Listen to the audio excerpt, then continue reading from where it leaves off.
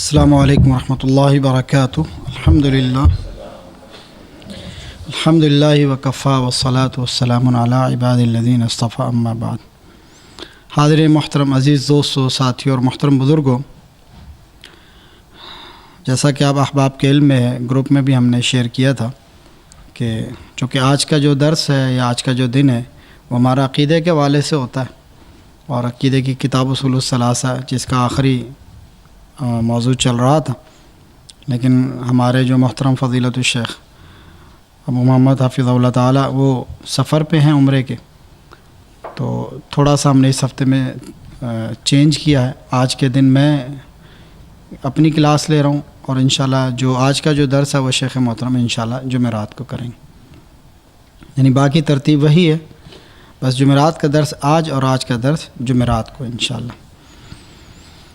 تو جیسا کہ آپ احباب جانتے ہیں کہ ہمارا جو موضوع ہے اصول حدیث کا، مصطلح الحدیث کا، تو اس میں ہم نے آخری جو سبق پڑھا تھا، جو صحیح حدیث کی اقسام طرق کے اعتبار سے، روات کے اعتبار سے، اس میں ہم نے آخری جو سبق پڑھا تھا وہ مشہور، یعنی سب سے پہلے متواتر اور اس کے بعد پھر مشہور۔ تو آج جو ہم نے جس موضوع کو پڑھنا ہے وہ العزیز یا عزیز، یعنی ایسی حدیث جسے عزیز کہا جاتا ہے، روات کے اعتبار سے اس کا نام عزیز رکھا گیا ہے، طرق کے اعتبار سے اس کا نام عزیز رکھا گیا ہے، اور اس کا یہ نام کیوں ہے؟ جس حدیث کے تمام روات میں راویوں کی تعداد دو سے کم نہ ہو، دو سے زیادہ ہو سکتی ہے لیکن دو سے کم نہ ہو، یعنی آخری جو لمٹ ہے کسی بھی طبقے میں راوی کی وہ کتنی ہونی چاہیے؟ کم سے کم وہ دو ہو۔ کسی بھی طبقے میں اس حدیث کو بیان کرنے والے راویوں کی تعداد دو یا اس سے اوپر ہو لیکن اس سے کم نہ ہو، ایسی حدیث کو عزیز کہا جاتا ہے۔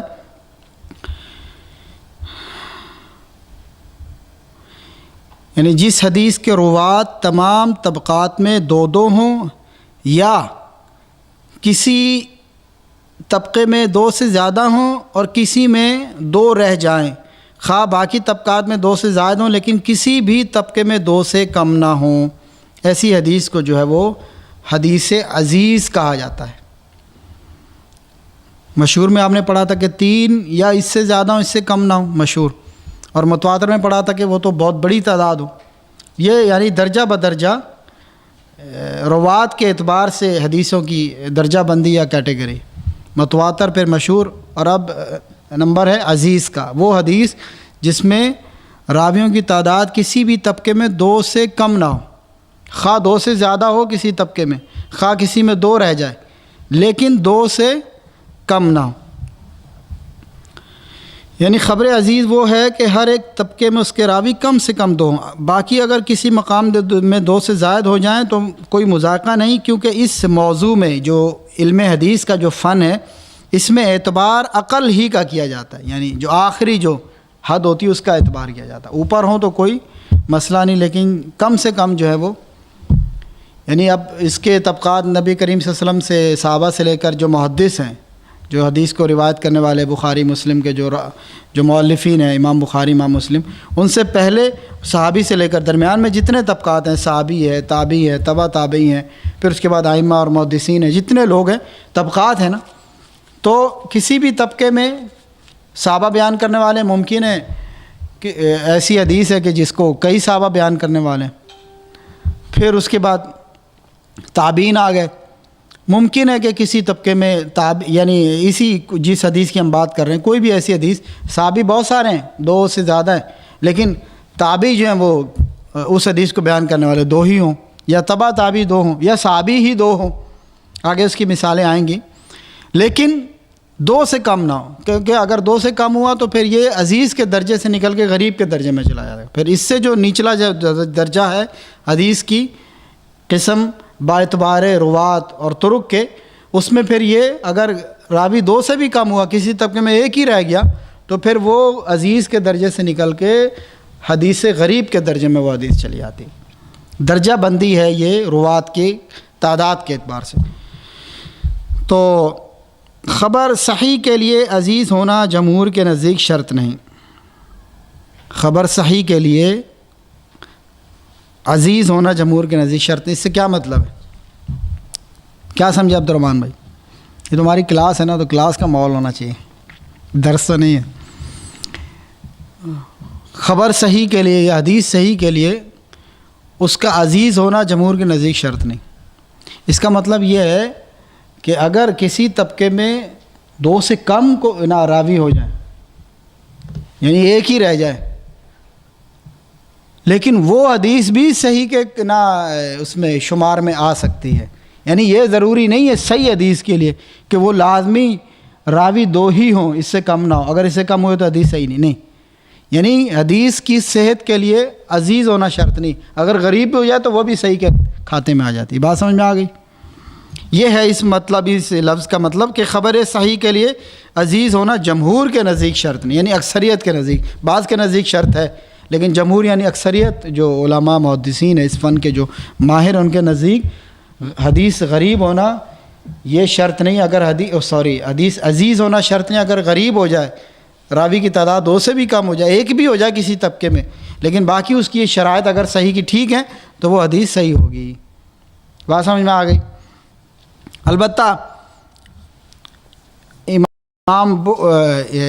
ایک صاحب ہیں ابو علی جبائی المعتزلی، انہوں نے یہ تصریح کی ہے کہ یہ شرط ہے، اور حاکم عبداللہ کے کلام سے بھی یہی معلوم ہوتا ہے. چنانچہ انہوں نے اپنی کتاب علوم الحدیث میں صحیح حدیث کی تعریف میں لکھا کہ صحیح وہ ہے جسے صحابی نبی کریم صلی اللہ علیہ وسلم سے روایت کرے اور صحابی سے پھر 2 راوی، پھر اس راوی سے آگے 2 راوی روایت کرتے چلے جائیں. یعنی شہادت علی شہادت، ہر شاہد کے لیے 2 شاہد گواہی دیتے چلے جائیں. علی ھذا الاخیر. اور قاضی ابو بکر ابن العربی نے بھی شرح بخاری میں صراحتاً لکھا کہ امام بخاری نے بھی اپنی کتاب صحیح البخاری میں اس شرط کا اہتمام کیا ہے. یعنی صحیح بخاری میں انہوں نے وہی حدیث بیان کی ہے جو عزیز تھی، عزیز سے کمتر درجے کی حدیث صحیح بخاری کے اندر وہ نہیں لے کر آئے. یہ ایک عالم ہے جنہوں نے اپنی کتاب میں یہ بات ذکر کی ہے کہ یعنی حدیث صحیح کے لیے عزیز ہونا شرط ہے، عزیز یا اس سے اوپر کے درجے کی حدیث ہونا ضروری ہے. عزیز سے اگر کم تر درجے کی ہوگی تو وہ حدیث صحیح کے زمرے میں نہیں آتی، اور اس بات کا اہتمام امام بخاری نے بھی کیا. لیکن اس کا جواب دیا گیا ابن العربی پر جب یہ اعتراض کیا گیا کہ حدیث انما الاعمال بالنیات وہ تو بخاری میں بھی ہے اور وہ عزیز نہیں ہے بلکہ فرد ہے، مفرد ہے، غریب کے درجے میں آتی، اس لیے کہ اس حدیث کو حضرت صلی اللہ علیہ وسلم سے حضرت عمر رضی اللہ تعالیٰ عنہ، اس حدیث کو بیان کرنے والے صرف ایک صحابی ہیں. کون؟ حضرت عمر فاروق رضی اللہ تعالیٰ عنہ. اب صحابی تو 2 نہ ہوئے تو وہ عزیز کی شرط کہاں رہی، جبکہ یہی حدیث بخاری میں بھی ہے. اور وہ صاحب کتاب کہہ رہے ہیں جو دوسرے قاضی ابو بکر بن عربی، وہ یہ کہہ رہے ہیں کہ امام بخاری نے بھی اپنی صحیح بخاری کے اندر اس بات کا التزام کیا کہ وہ حدیث عزیز کے علاوہ اس سے کم تر درجے کی حدیث قبول نہیں کرتے. اور ان کا اعتراض کا جواب دیا گیا کہ حدیث انما الاعمال بالنیات یہ حدیث بخاری میں ہے اور عزیز بھی نہیں بلکہ فرد ہے، اس لیے کہ اس حدیث کو صرف ایک صحابی حضرت عمر فاروق روایت کر نبی کریم صلی اللہ علیہ وسلم سے، اور حضرت عمر فاروق سے بھی آگے جو تابعی ہیں وہ صرف علقمہ نے روایت کیا. تابعی بھی آگے ایک ہی ہیں، اور ظاہر ہے کہ حدیث فرد ہے، ایک شخص کر رہا ہے تو وہ عزیز نہیں ہو سکتی، وہ تو غریب ہوگی. اور آپ کہہ رہے ہیں کہ امام بخاری نے عزیز کے علاوہ کوئی حدیث یعنی عزیز سے کمتر درجے کی حدیث شامل نہیں کی اپنی صحیح بخاری میں. تو پھر ابن العربی اس کا جواب دیتے ہیں کہ یہ حدیث فرد نہیں ہے، یہ حدیث مفرد نہیں ہے، اس لیے کہ حضرت عمر رضی اللہ تعالیٰ نے دوران خطبہ صحابہ کے مجمع کے سامنے اس حدیث کو بیان کیا. تو اگر کسی صحابی نے اللہ کے رسول سے یہ حدیث نہ سنی ہوتی، یعنی ان کے علاوہ کسی صحابی نے نہ سنی ہوتی، تو وہ ضرور وہاں پر اس بات کا انکار کیا جاتا یا اعتراض اٹھایا جاتا کہ حضرت آپ جو حدیث بیان کر رہے ہیں ہم میں سے تو کسی نے نہیں سنی. تو چونکہ کسی نے انکار نہیں کیا، اس کا مطلب ہے کہ عمر فاروق کے علاوہ اور لوگ بھی اس کے حدیث کے سننے والے تھے، تو وہ حضرت عمر کے شاہد بن گئے اور وہ اس روایت میں شریک ہو گئے جو لوگ وہاں صحابہ کرام موجود تھے اس مجلس میں جس میں حضرت عمر فاروق نے بیان کی حدیث خطبہ کے اندر، غالباً خطبہ جمعہ کے اندر یا دوران خطبہ. اور جس تابعی نے حضرت عمر سے سنی تھی علقمہ، وہ بھی جو ہے علقمہ وہ بھی اس حدیث کی روایت میں شریک ہو گئے، یعنی علقمہ بھی شریک ہو گیا اور عمر فاروق سے سننے والے۔ لیکن ابن العربی کا یہ جواب مناسب نہیں، ناکافی ہے، اس لیے کہ ہم حضرت عمر رضی اللہ تعالیٰ عنہ کا اس حدیث کو خطبے میں پڑھنا اور صحابہ کا خاموش رہنا ہم تسلیم کرتے ہیں، لیکن خاموش رہنے سے یہ بات لازم نہیں آتی کہ ان صحابہ کرام نے اللہ کے رسول سے بھی اس حدیث کو سنا تھا۔ وہ تو ان کا یعنی ایمان تھا اس بات پر، اللہ حضرت عمر فاروق کے عدل کے اوپر، تعدیل کے اوپر ایمان تھا۔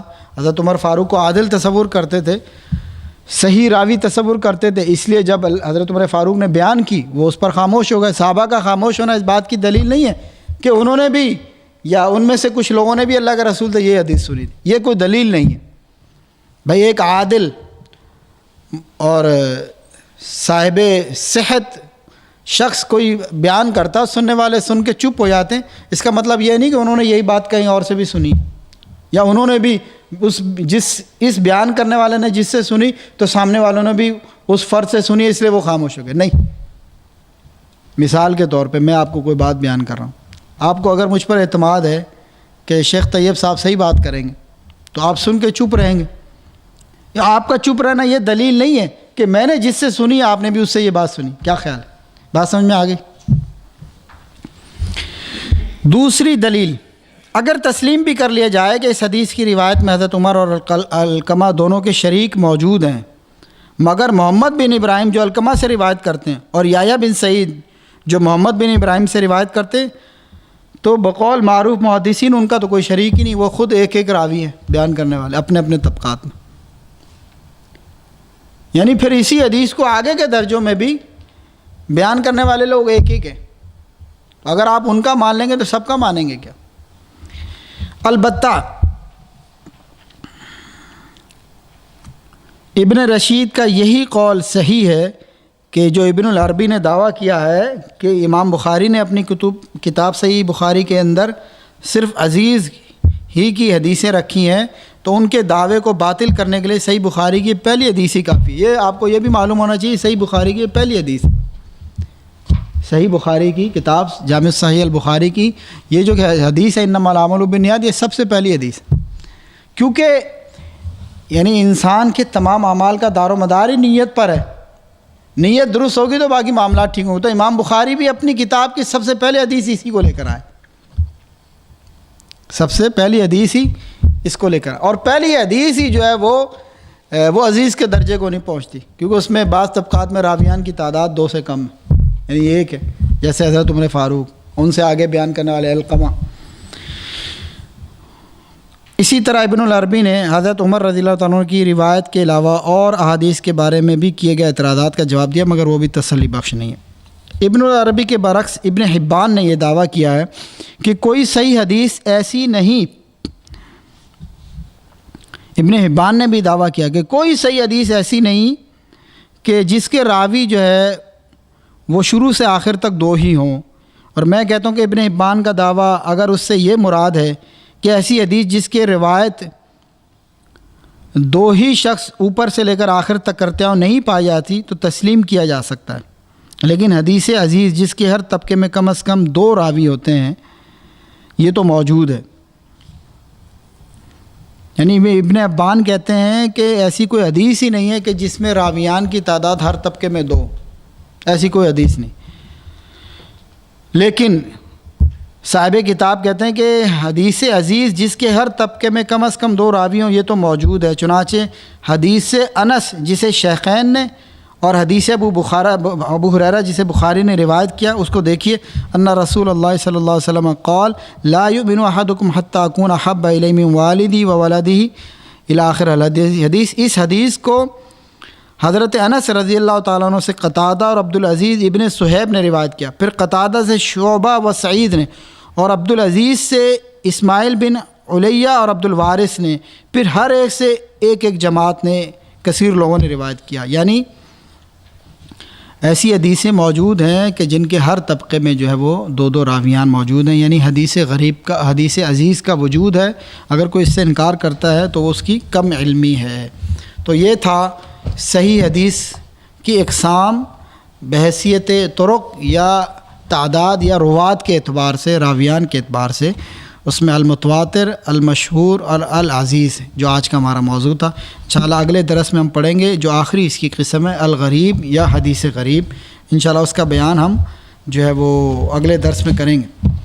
ہم نے ایک موضوع شروع کیا ہوا تھا اسی حدیث کے باب میں.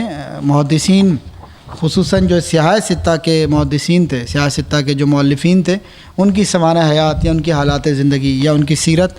تو اس حوالے سے ہم نے امام بخاری کا تعارف آپ کے سامنے مختصراً پیش کیا، امام مسلم کا تعارف پیش کیا، اور اس کے بعد بالترتیب جامع صحیح ترمذی، امام ترمذی کی، جامع ترمذی کی جو مؤلف ہیں امام ترمذی، ان کا تعارف آپ کے سامنے پیش کیا. تو آج کی گفتگو میں ہم سیاہ ستہ کے جو 6 صحیح ترین کتابیں حدیث کی اور اس کے 6 مؤلفین میں سے آج جو چوتھے امام ہیں سنن نسائی، کتاب سنن نسائی، اس کے جو مؤلف ہیں امام نسائی، ان کا تعارف آپ کے سامنے پیش کریں گے اور اس کے بعد اپنی بات کو ختم کریں گے. امام نسائی کا جو پورا نام ہے وہ ہے احمد بن علی بن شعیب بن علی بن سنان بن بحر نسائی. اور نسائی ان کو کیوں کہا جاتا ہے؟ یہ خراسان کا ایک گاؤں ہے نسا. اس سے کوئی مراد نسائی سے یہ نہ سمجھے کوئی نیسا اور چیز ہے، نسا اور چیز ہے. یہ لفظ نسا ہے. نساء عربی میں کہتے ہیں عورتوں کی جمع کو نساء کہتے ہیں. امراتن واحد عورت، اور اگر جمع کرنا ہو تو نساء، بہت ساری عورتیں. لیکن یہ نساء نہیں ہے، یہ نون کے زبر کے ساتھ نسا. امام نسائی، اگر کوئی نسائی کہتا ہے تو یہ غلط ہے. نسائی، امام نسائی. تو یہ خراسان کا ایک گاؤں تھا نسا، وہاں پیدا ہو تو اسی کی مناسبت سے نسائی، امام نسائی پڑھ گیا. جیسے امام بخاری بخارا میں پیدا ہوئے تو بخاری کہلائے. 214 ہجری میں خراسان، یہ وہی علاقہ ہے ترکستان کا، اور بخارا اور سمرقند یہ وہی علاقہ ہے، ماوراء النہر اس کے قریب قریب. میں نے آپ کو بتایا تھا کہ تقریباً جو محدثین ہیں ان کی یعنی تعلق جو ہے وہ اسی علاقے سے. اور مزے کی بات ہے کہ یہ سارے غیر عرب علاقے، یعنی یہ بات بار میں اس لیے کیا آتا ہوں بیان کرتا ہوں، اس بات کو سمجھیں کہ یعنی دین کسی کی وراثت نہیں ہے، کسی کی جاگیر نہیں ہے. بات سمجھ میں آ رہی؟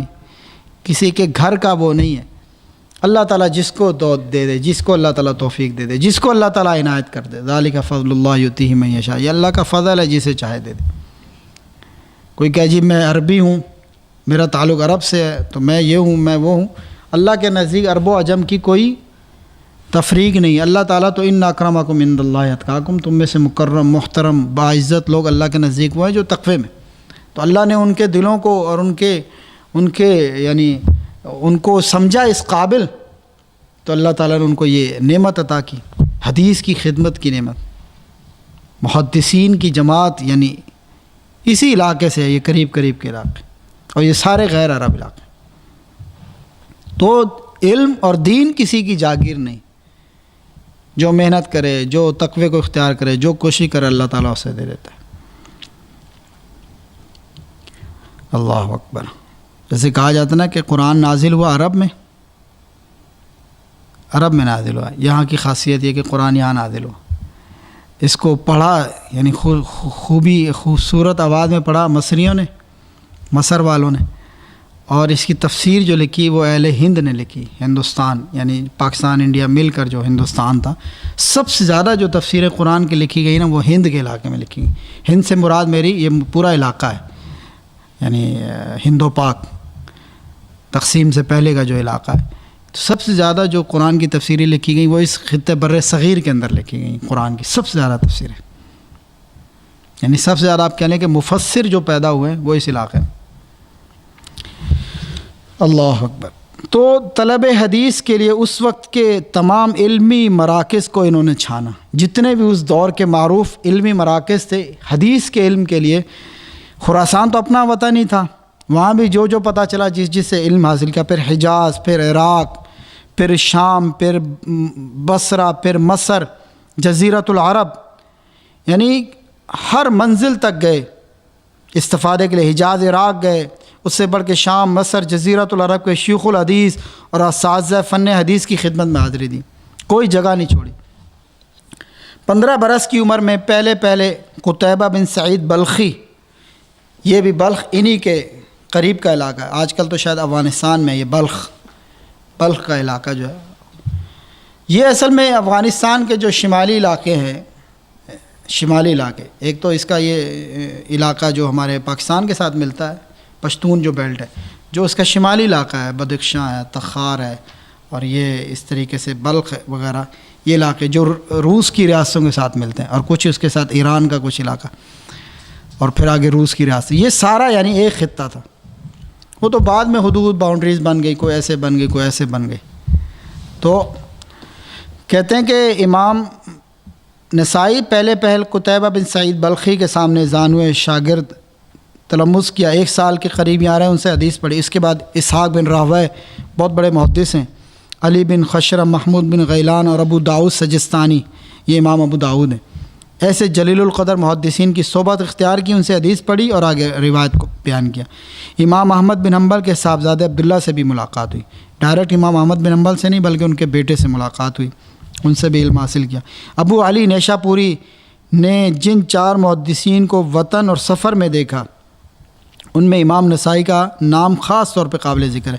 امام حاکم کا کہنا ہے کہ امام نسائی اپنے عہد کے، اپنے وقت کے تمام شیوخ سے زیادہ فقیہ تھے، زیادہ فقہ سمجھنے والے، صحیح اور سقیم اور آثار اور رجال کی پہچان کا جو ملکہ انہیں حاصل ہے، دوسرا کوئی اس میں ان کا حریف نہیں۔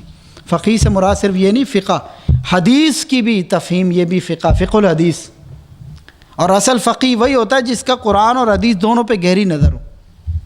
ہمارے آج کل کے دور کے فقیہ نہیں جو صرف مروجہ فقہ کی کتابیں پڑھ کے فقیہ بنے پھرتے ہیں، بلکہ اصل فقیہ وہ ہے جس کی نظر جو ہے وہ قرآن اور حدیث کے علوم کے اوپر ہو، اور وہاں سے فقہ کیا ہے؟ فقہ کسے کہتے ہیں؟ تفقہ فی الدین، فقاہت، فہم حاصل کرنا، سمجھ حاصل کرنا، علم حاصل کرنا۔ تو قرآن اور حدیث کے علم کو سمجھنا اور اس سے مسائل کا استنباط، استخراج، اخذ کرنا، یہ فقہ ہے، اور وہ بندہ فقیہ۔ تو جیسے بعض لوگوں نے امام کہا میں نے، حضرت ابو ہریرہ رضی اللہ تعالیٰ عنہ کو بعض لوگوں نے یہ بہتان لگایا کہ غیر فقیہ، ابو ہریرہ غیر فقیہ۔ وہ جو لوگ جو آج کل اپنے آپ کو بڑے فقیہ کہلاتے ہیں، تو وہی لوگ اعتراض کرتے ہیں کہ ابو ہریرہ جو ہے وہ غیر فقیہ، یعنی جس بندے کے پاس حدیث کا اتنا علم ہے اس کو انہوں نے غیر فقیہ قرار دیا، الیاذ باللہ۔ تو صحیح اور سقیم، آثار اور رجال کی پہچان کا جو ملکہ، یعنی یہ سارے علوم حدیث کے علوم ہیں، جو ملکہ انہیں حاصل ہے دوسرا کوئی اس میں ان کا حریف نہیں۔ امام حافظ ذہبی خود ایک بہت بڑے عالم، حافظ ذہبی بیان کرتے ہیں جن کی بہت ساری کتابیں، کہ حفظ حدیث اور فقہ میں ان کا مقام امام مسلم سے بھی اونچا۔ دارقطنی، یہ بھی امام دارقطنی جن کی حدیث کی کتاب ہے دارقطنی، کہتے ہیں کہ جب علم حدیث اور اسے متعلقات کا تذکرہ ہوگا تو اس میں امام نسائی کا نام مقدم ہوگا، یعنی آگے والوں میں ہوگا، پیش ہوگا۔ امام نسائی کے لائق تقریب معاصرین کی وسیع فہرست میں حارث بن مسکین کا نام بھی آتا ہے، جو اس وقت مصر میں عہدہ قضاء پر فائز تھے اور بہت بڑے عالم اور شیخ تھے۔ امام سے ان کے تعلقات کسی وجہ سے خراب ہو گئے۔ دیانت کا تقاضا یہ تھا کہ ان کے پاس جو حدیث ذخیرہ وہ دوسروں تک ضرور پہنچے اور امام نسائی کی وساطت سے پہنچے، لیکن باہمی جو تقدر و ملال تھا وہ براہ راست اس روایت کی راہ میں رکاوٹ تھا، اس لیے انہوں نے طریق روایت میں ایک تھوڑی سی تبدیلی کی، بڑی لطیف، اور ان سے اس طرح روایت کی، قریہ علیہ وانا اسمع، یعنی ان کے سامنے کسی نے پڑھا اور میں نے سنا۔ یعنی امام نسائی جو ہیں یہ ان کے معاصرین میں حارث بن مسکین کا نام آتا ہے، بہت بڑے عالم تھے، شیخ تھے، ان کے پاس جو حدیث کا ذخیرہ ہے اب وہ لوگوں تک پہنچنا چاہیے، اور امام نسائی نے جو سنی ہے ان سے حدیثیں ان کے وساطت سے پہنچنا چاہیے، لیکن آپس میں جو تھوڑے سے تعلقات میں گڑبڑ ہو گئی تو انہوں نے پھر یہ نہیں کہا کہ میں نے اپنے استاد سے سنا، یا میں نے اپنے شیخ سے سنا، یا میں نے اپنے جو ہے فلاں شیخ سے سنا اور آگے میں بیان کر رہا ہوں۔ انہوں نے اس روایت کے جو صیغہ تھا اس میں تھوڑی سی تبدیلی کر دی. کیا قریہ علیہ، ان پر پڑھا گیا وہ اناس میں اور میں نے سنا، اور آگے اس حدیث کو بیان کر دیا. پڑھا گیا ان پر، میں نے سنا، وہ حدیث ہے. اور یہ حدثنا یا اخبارانہ اس کا طریقہ اختیار نہیں کیا. عموماً حدیث میں یہ طریقہ اختیار کیا جائے، حدثنا ہمیں حدیث بیان کی، اخبارانہ ہمیں خبر دی فلاں شیخ نے، تو یہ طریقہ اختیار نہیں کیا، جس کا معنی یہ ہوتا ہے کہ فلاں شیخ یا استاد نے ہم سے حدیث بیان کی، تو اس اپنے شیخ سے حدیث بیان کرنے میں انہوں نے یہ طریقہ اختیار کیا. تخریج احادیث میں امام نسائی کے یہاں کچھ وسعت پائی جاتی، یعنی اس وقت تک یہ روایت کرنا نہیں ترک کرتے جب تک کہ اس روایت کے ترک پر، اس کے چھوڑنے پر تمام محدثین کا اتفاق نہ ہو جائے. یعنی حدیث کے تخریج میں امام نسائی کے تھوڑی سی وسعت پائی جاتی ہے، کچھ ڈھیل کہہ لیں آپ. اور محدثین فقہ مسائل میں کسی تقلید اور تقید کے پابند نہیں ہوتے تھے، البتہ ترجیح مسائل میں بعض ائمہ سے ان کا مسلک موافقت اختیار کر جاتا تھا. اس اعتبار سے امام نسائی کا، یعنی جو محدث ہوتا ہے وہ کسی امام کا مقلد نہیں ہوتا. جیسے مشہور ہے مذاہب اربعہ، امام ابو حنیفہ، امام شافعی، امام مالک اور امام احمد بن حنبل، یہ 4 مذاہب مشہور ہیں. لیکن جو محدث ہوتا ہے وہ کوئی بھی ہو، امام بخاری، امام مسلم، امام نسائی، بہت ایک لمبی فہرست ہے امام محدثین کی.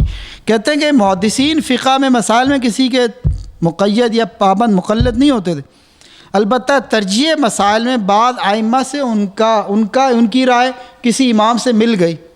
اس اعتبار سے امام نسائی کا زیادہ رجحان شوافع کی طرف تھا، امام شافعی کی طرف، جیسا کہ مسائل سے اندازہ ہوتا ہے. یعنی ان کے مسائل زیادہ تر امام شافعی کے مسائل سے موافقت کرتے تھے. لیکن یار لوگ پھر نام رکھ دیتے ہیں، یہ شافعی ہیں، یہ حنبلی ہیں، یہ مالکی ہیں، یہ حنفی، لیکن محدث مقلد نہیں. ان کی تصنیفات میں سنن کو بڑی مقبولیت حاصل ہوئی، یہاں تک کہ بخاری مسلم کے بعد اسی کا نام لیا جاتا ہے. یہاں ایک بات یاد رکھنے کی ہے، وہ یہ کہ خطیب بغدادی اور حافظ ابو علی نے ان کی شرائط روایت کو مسلم کی شرائط سے بھی زیادہ سخت قرار دیا. اور حالانکہ بقائی نے الفیہ میں صراحت کی کہ نسائی میں مجہول العین اور مجہول الاشخاص سے بھی روایت موجود ہیں، تو اس کی تطبیق اس طرح دی جائے گی کہ سنن کے 2 مجموعے، ایک سنن کبریٰ اور ایک سنن صغریٰ، جسے المجتبیٰ یا المجتنیٰ بھی کہتے ہیں. تو سنن صغریٰ سنن کبریٰ کا اختصار ہے. تو یعنی ان کے 2 نسخے، سنن کبریٰ، سنن صغریٰ. تو یعنی ایک میں وہ روایات ہیں جو بہت سخت ہیں جس میں شرائط، اور ایک روایت ہے جس میں کچھ وسعت ہے، یا کہہ لیں کہ مجہول العین یا مجہول الاشخاص سے بھی روایات موجود ہیں. زندگی کے آخری دور میں امام نسائی مصر چلے گئے، وہیں اقامت اختیار کی. مصر میں اس وقت بنو امیہ کی حکومت تھی، اور حضرت علی اور حضرت معاویہ رضی اللہ تعالیٰ عنہما کے مداحین کے درمیان ایک بحث اور نزاع کا سلسلہ جاری تھا. تو امام نسائی نے حضرت علی رضی اللہ تعالیٰ عنہ کے فضائل و مناقب پر کتاب لکھی. تو لوگوں نے سوال کیا کہ حضرت معاویہ کے مناقب پر بھی کچھ تحریر فرمائیں. تو امام صاحب نے اس سوال کا جو جواب دیا وہ لوگوں کو مناسب نہ معلوم ہوا، اور عوام میں اشتعال پھیل گیا، اور لوگوں نے ان پر شیعت کی تہمت لگا دی، رافضیت کی. اور لوگوں نے امام صاحب کو مسجد میں ہی مارنا پیٹنا شروع کر دیا، اور اس قدر بے رحمی سے پیٹا کہ بے ہوش ہو گئے. اسی حالت میں ان کے شاگرد انہیں اٹھا کر گھر لے آئے. ہوش آئے تو فرمایا مجھے مکہ لے چلو، مکہ مکرمہ، وہیں مرنا چاہتا ہوں آخری ایام. چنانچہ اس عاشق حدیث اور محدث جلیل کو مکے پہنچا دیا گیا، اور وہیں ان کی روح نے جو ہے قفص انصری سے رہائی پائی، اور انہیں صفا مروہ کے قریب دفن کیا گیا. امام نسائی نے شعبان 303 ہجری میں مکہ مکرمہ میں وفات پائی. اس طرح ایک محدث کی مختصر حالات زندگی امام نسائی کے آپ کے سامنے رکھیں، جو سیاستہ کی کتاب سنن نسائی کے مؤلف اور مصنف.